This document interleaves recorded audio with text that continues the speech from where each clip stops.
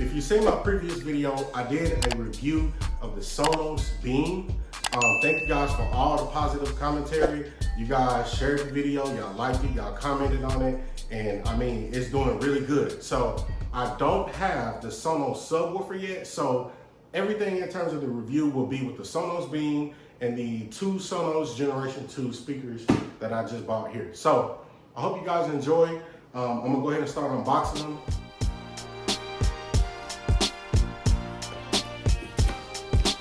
Well, let's get started.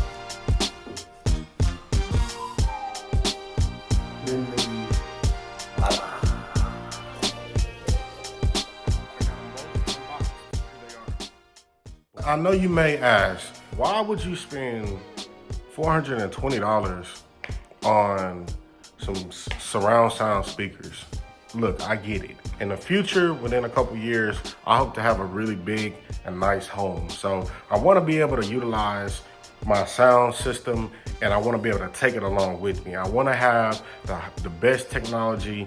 I want everything to just be able to integrate with the modernized home that I hope to buy one day, okay? All together, everything was probably, like $1050 total for this whole setup, and I don't have the subwoofer just yet. So if you're realistically thinking about it, I mean, if I had the Beam with these two speakers and a sub, I'm probably looking at like $2,000 being spent on this entire setup. But I think it's just worth it.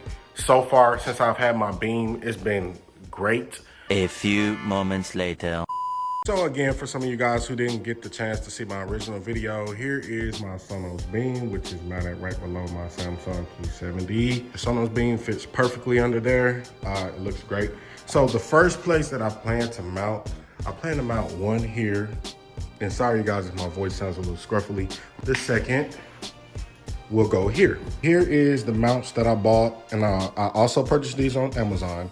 The Sonos wireless speaker wall mounts. They're for the Sonos One, they're for the Play One and the Play 3 series. This is what the mount looks like here.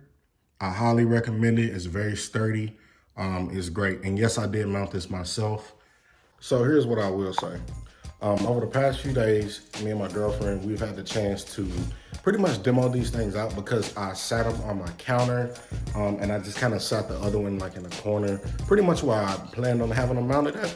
And they sound amazing, you guys. Now, what I will say, make sure when you pair these things and you first set them up, make sure when you go to the Sonos app, which I am playing the video here so you guys can see kind of some of the setup process in the app. Make sure you go through all of this, play with these speakers, because I kid you not, if you take them out the box and you just sync them all together with either your Sonos Beam or your Sonos Arc, you will not get the best sound quality. So it took me a minute. I played around with the EQ.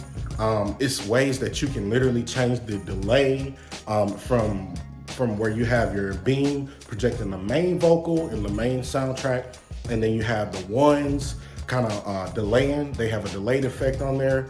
They have this thing where you do what is called true play tuning. So you can literally put your phone and you scan up and down the wall, and it kind of measures the reflection of the sound.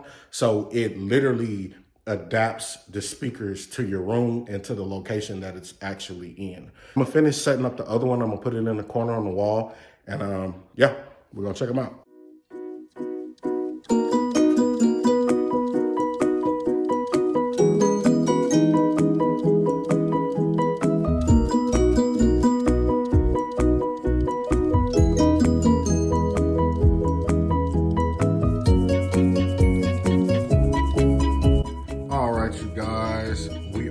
Set up. It is over there tucked away in the corner, mounted to the wall. I think it looks great.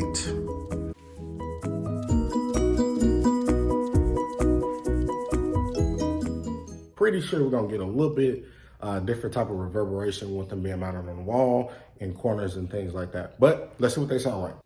All right, here we go. Let's try out the audio.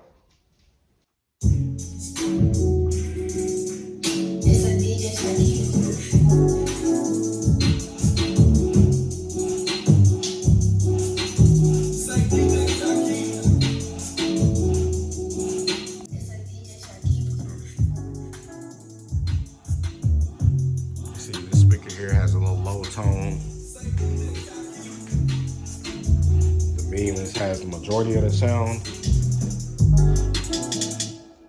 And then that one has a little sound as well.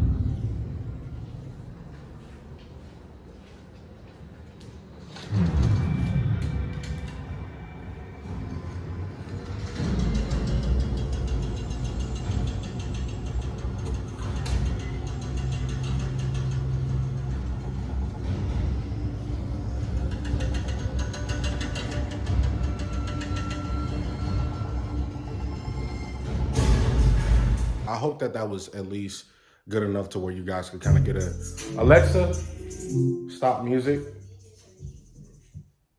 I hope that that was a good enough audio test for you guys to be able to get the full surround audio effect. You probably gonna have to put your headphones on to hear it. So probably run this and go back and play it again. But what I am about to do, because I recognize that the dynamics of the audio did change because I changed the location of each speaker. So the environment feels a little bit different. So I'm gonna go back and tune them again. And like I said, with the tuning, you have to scan up and down the wall against the beam, against the right speaker, the left speaker, so that it can detect how far everything is away, and it'll adjust the acoustics accordingly. So I hope you guys enjoyed the video. Appreciate you guys for tuning in. Make sure you like, comment, and subscribe.